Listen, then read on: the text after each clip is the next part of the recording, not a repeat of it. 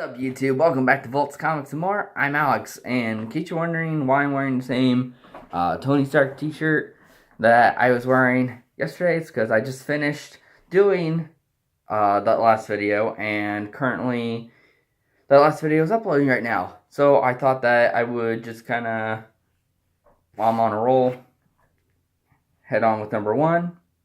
And yeah, so since the first video, part one, is uploading today, technically, this is going to be part two, which is going to be uploaded tomorrow, which I guess is going to be today. I think I kind of distorted some timeline there, but oh, anyway, just a timey-wimey, wibbly-wobbly type thing if you watch Doctor Who. If not, then just forget my rambling. Sorry. Alright, so anyway, let's get started with number one for Secret Empire. So, basically where we left off was with Steve Rogers holding Mjolnir, holding the hammer, which you kind of get more into that a little bit later on in the series. Basically all it's showing right now is kind of someone who would live an everyday life under a Hydra empire. So, that's pretty much all the beginning is. Somebody's getting in trouble because they are resisting. You also see video footage here of Captain Marvel basically explaining everything that happened with Steve Rogers,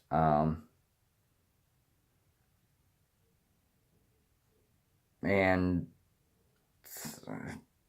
telling everybody that, you know, we have to fight, we have to find a way to beat him, and just basically trying to inspire people.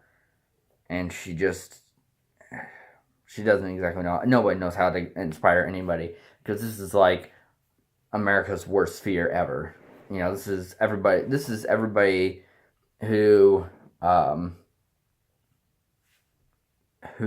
looks up to Captain America. This is everybody's worst fear. And I know even in real life, and I'm talking about real life here, because when Steve Rogers Captain America #1 came out in the I believe it started in the Now series, but when that came out, people were really upset because, you know, he's saying Hail Hydra and stuff like that. And I know I've mentioned that before in different videos, but I think the way everybody's feeling in the comics are kind of how most of us felt in real life after seeing him say that. And it's just kind of like, you don't know. That's why a lot of people didn't read it, because, you know, they just didn't know. Maybe just didn't know how to, like, you didn't want to process it, because, you know, Marvel's just kind of like screwing up with one of your favorite characters. And there are a lot of memes going around with like Batman saying, I killed my parents, or Spider-Man saying, I shot my uncle, you know, or Deadpool saying, I hate chimichangas. You know, all those devastating type stuff. But yeah, I think it just really hurt people, and that's why they didn't want to read it anymore. But again, stay with it, because it all they don't like, they bring them back, you know. They bring the real Captain America back. Spoiler warning for the end of the story, but anyway, they bring the real Captain America back, stuff like that. And the journey that they take, you know, all of it is like really hard to process, especially for like huge fans of Captain America, you know. Really is hard to process, and I think that you can kind of understand like how everybody in the comics are feeling as far as that goes. But anyway, so moving on, basically moving on to the little intro here. Secret Empire. Cosmic Cube transforms Steve Rogers, Captain America, into the ultimate Hydra sleeper agent, which we talked about being Kobik. And after months of scheming and manipulating, the country is now under the control of Hydra. Earth's most powerful heroes are stranded beyond Earth's planetary defense shield, at the mercy of a Chitauri invasion, or trapped inside the impenetrable Dark Force bubble that currently envelops New York City. The handful of heroes that remain must work from the shadows to oppose Captain America's sinister regime or face dark consequences. So, in this comic, or in this issue, you have Hydra Command, of course, the top being Captain America. You also have Madam Hydra, who basically raised Captain America in his new reality, I should say. But you also have Baron Zemo, Viper, Kraken, Arnim Zola, Hive, Gorgon, and Dr. Faustus. Those are the Hydra High Council. You also got the Avengers, which consists of Odinson, Deadpool, Scarlet Witch, Vision, Taskmaster, Black Ant, and Superior Octopus. Yeah, that is the Hydra Avengers. You kind of get more into why Vision joined, why Scarlet Witch joined. Those two were a little bit more forced. Taskmaster, Black Ant, Superior Octopus, I mean, they're already bad guys, so, all they had to do was just kind of make a deal with them. But Odinson and Deadpool, those two actually joined by themselves. Like, they had a choice, they made it, and they joined.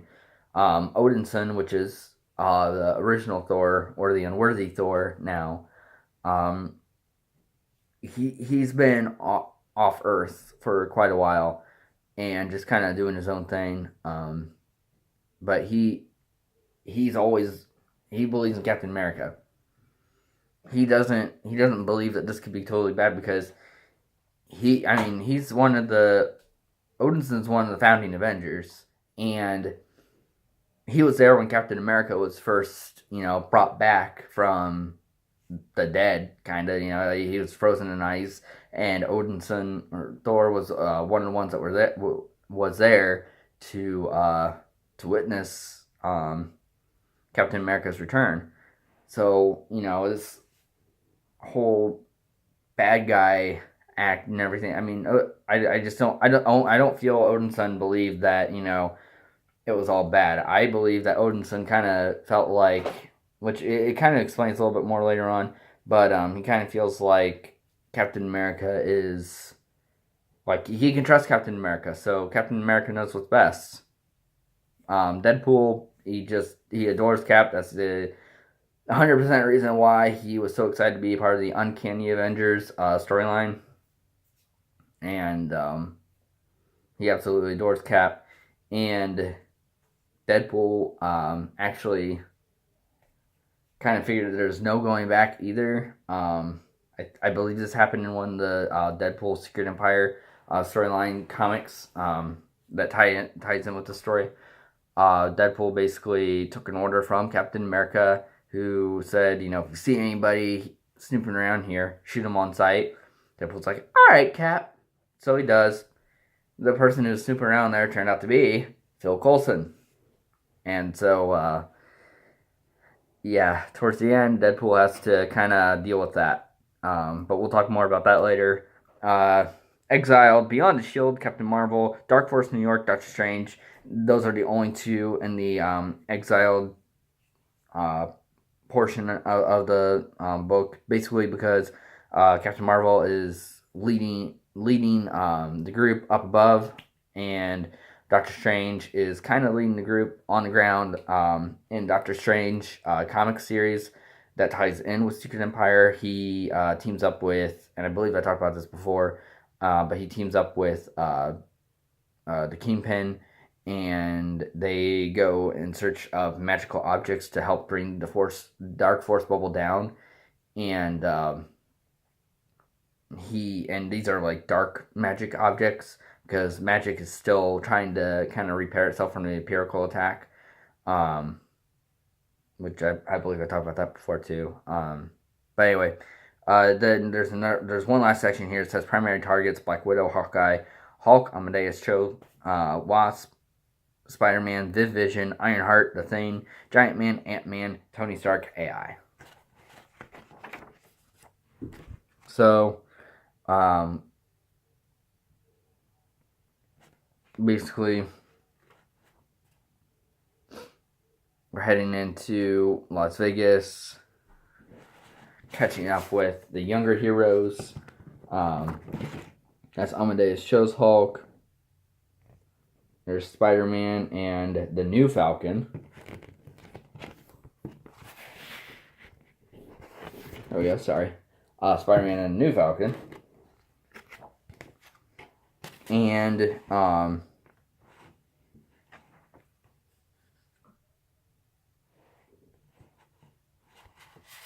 they're under attack by what's called dreadnoughts.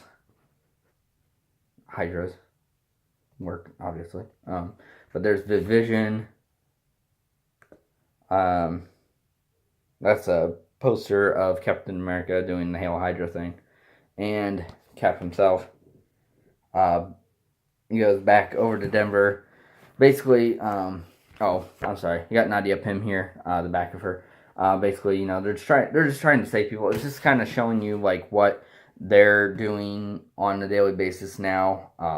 What they have to kind of deal with different runaways. Like there were in the X-Men series part of it, and I believe the Inhuman part of it.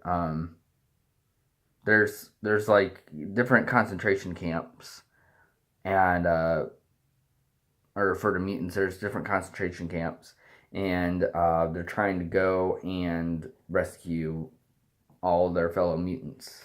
Basically, all the different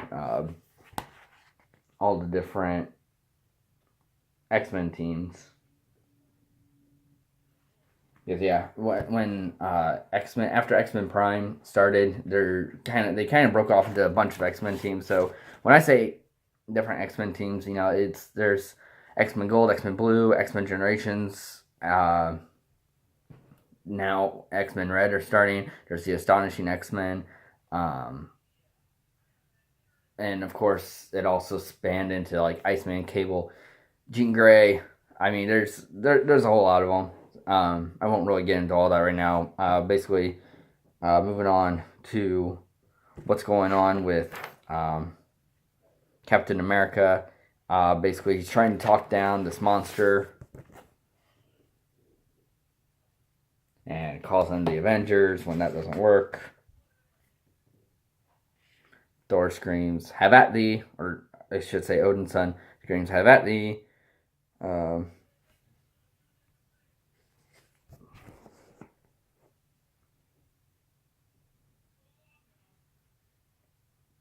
there you have the Vision, Scarlet Witch, Deadpool, Superior Octopus, Black Ant, Taskmaster, all attacking as Captain America is just kind of walking off into the distance.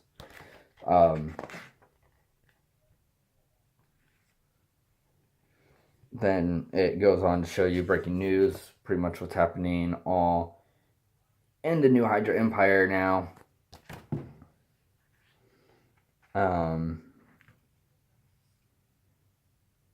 Then it has the High Council basically just kind of like talking about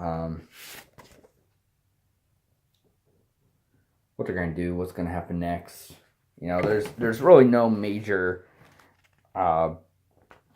importance to the storyline kind of going on right this second. You have everybody meeting up back at base.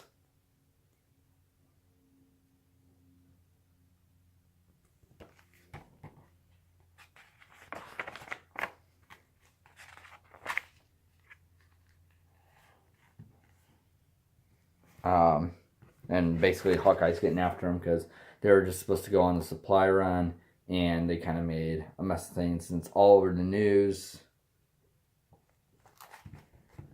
And down here, he and Natasha believes that this kid's some kind of spy. Saying he's not a spy. He's saying that his name is Rashawn Lucas. He's from New York.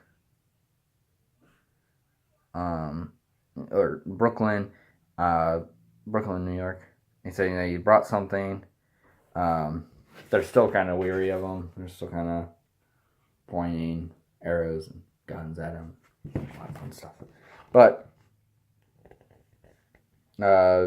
he said it's in his bag, a flash drive with some files on it. Belonged to some Swedish scientist dude named Selvig. I don't know what they are. But the guy who gave them to me, he said they'd change everything. He said they could help you win the war.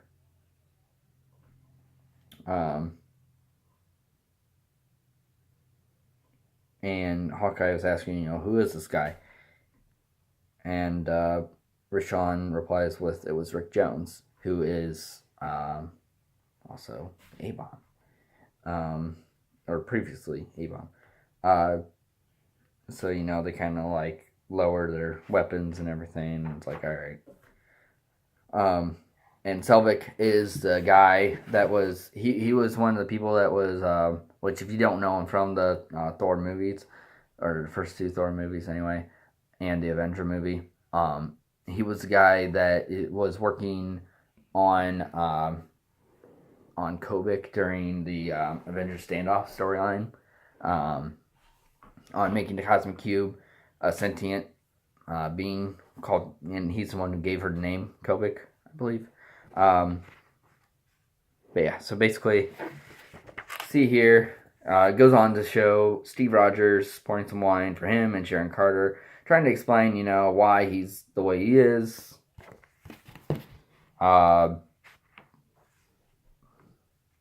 it goes on to show Rick Jones. He is actually being held captive right now in prison. Steve Rogers talking to him, basically trying to get some answers out of him, trying to get him to say Hail Hydra. And basically Rick Jones replies with, let's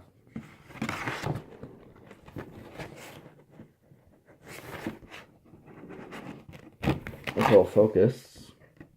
There we go. Replies with singing.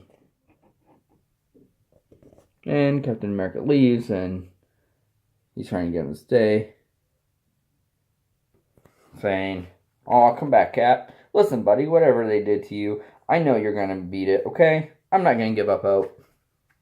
So, Rick Jones believes that this isn't the real Cap. He believes that, something happened to him, and he's not going to give up hope. And he's saying, "You always come out on top in the end. You know how I know that? Because you're my hero, Cap." So, Rick Jones is still believing in Cap. He's not going to give up, and he's not going to run away. And then it goes back to showing, we're shown, in which he replies with, "My friends just call me Sean," and talking to Giant Man there, the new Giant Man Roz. There's Wonder Man there in the corner too.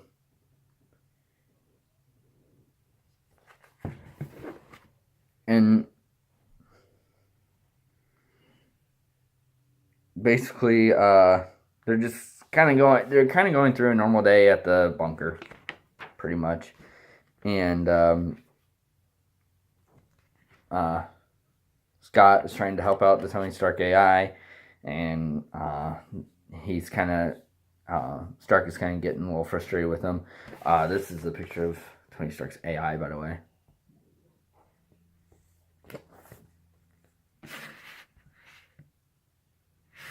And talking to Rashawn, or as we now know him as Sean.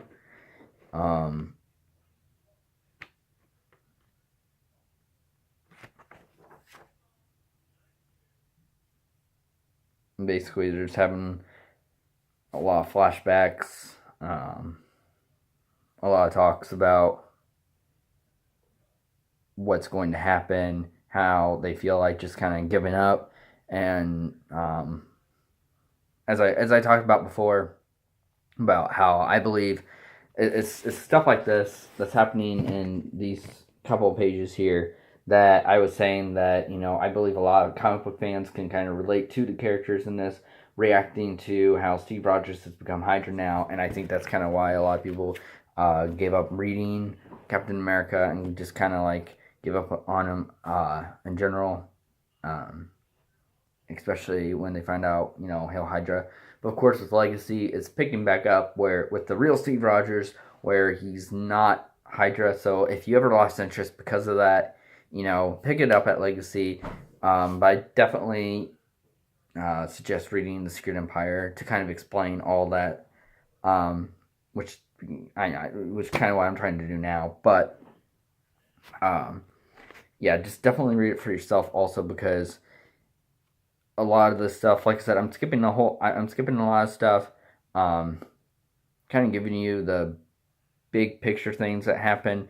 But I think if you read it yourself, you can really, you really learn to just kind of connect with the characters in the same way that you kind of, that you would feel, with Captain America being Hydra. But anyway, so now we're going over to Doctor Strange trying to figure out the Dark Force dimension, and Madame Hydra telling Steve that he's a powerful sorcerer, but he's not gonna make it. And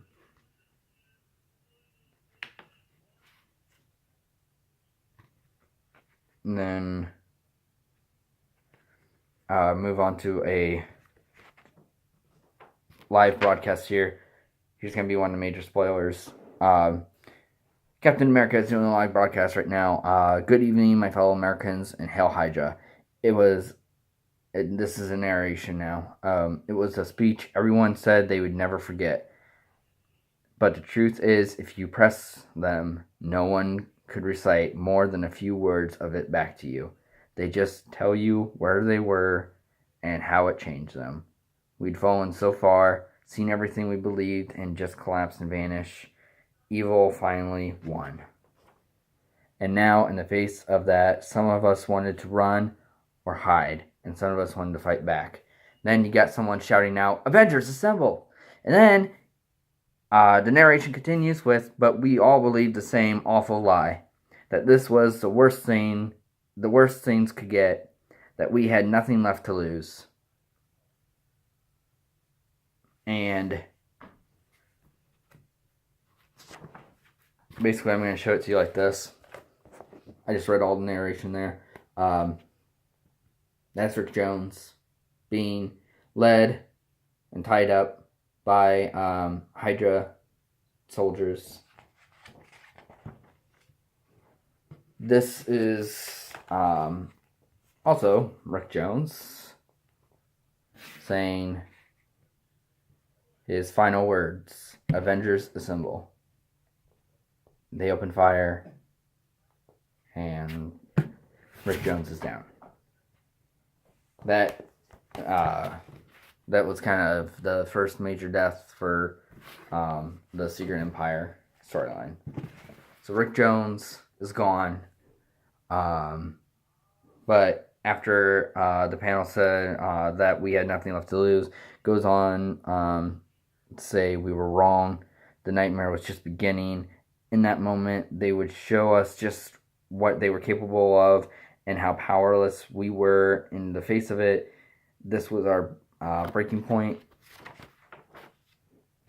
This was where their empire began.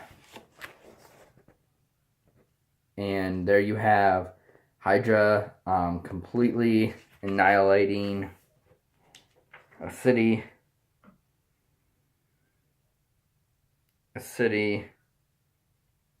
where they were all hiding, all the heroes were hiding in Las Vegas, Nevada. So, yeah, you had Rick Jones just died, and now Vegas is down. And, yeah, so a lot, even between all the talking, like, it starts off with, like, a lot of discussion, a lot of, like, what's going on right now, right here, what they have to deal with now and stuff like that. But yeah, it's kind of crazy. So anyway, I'm going to quickly move on to number 2. Just a really cool Defenders picture here.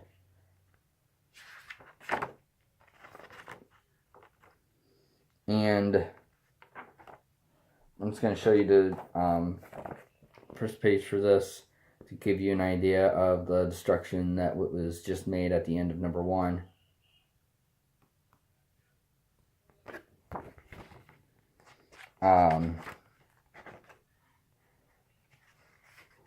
So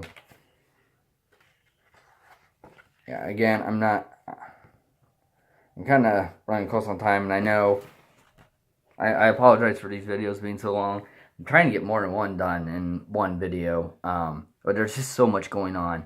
It's really hard to do, and if this ends up being like an entire 10-part series, I'm really sorry, but there's just so much that goes on during the Secret Empire. So many important storylines and so many important things to connect with. It's just kind of hard to just skip over. But I'll read you the opening here real quick, and then I'll end the video there, and I'll pick up with number 2, which will be tomorrow. Which will be, yeah. Because today I just got done with number 1, or I just got done uploading number 1 today. I'll upload the second one tomorrow, and then the day after that is when the third one will be uploaded. Which I'll just do the third one tomorrow. I'll try to do a couple videos a day so I can always be a lot easier just to kind of keep up with it. But anyway, Secret Empire, the Cosmic Cube transforms Steve Rogers, Captain America, into the ultimate Hydra sleeper agent, and after months of scheming and manipulation, the country is now under Hydra's control, and humans are closely monitored, and mutants have been relocated to a homeland in New Tian. Earth's most powerful heroes are stranded beyond Earth's planetary defense shield at the mercy of the Chitauri invasion, or trapped in the inside of the dark force bubble that envelops New York City. The handful of heroes that remain are trying to oppose Captain America's regime from a hidden base just outside Las Vegas. But after they rescued a young man carrying crucial intel stolen by Rick Jones, Captain America retaliated, sending Hydra warships to annihilate the city and ordering Rick's execution. So, alright.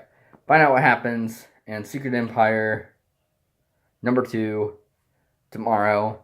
And again, if this ended up being like a whole 10-part series, I apologize. And I apologize for the lengthy videos. But anyway, thank you guys so much for checking out my channel. And don't forget to subscribe. It helped me out so much if you could. And also, if you like the video, share it. And don't forget to hit the bell so you can get notified when I post new videos. And again, thank you so much for watching. And have a great day. See you next time. Bye-bye.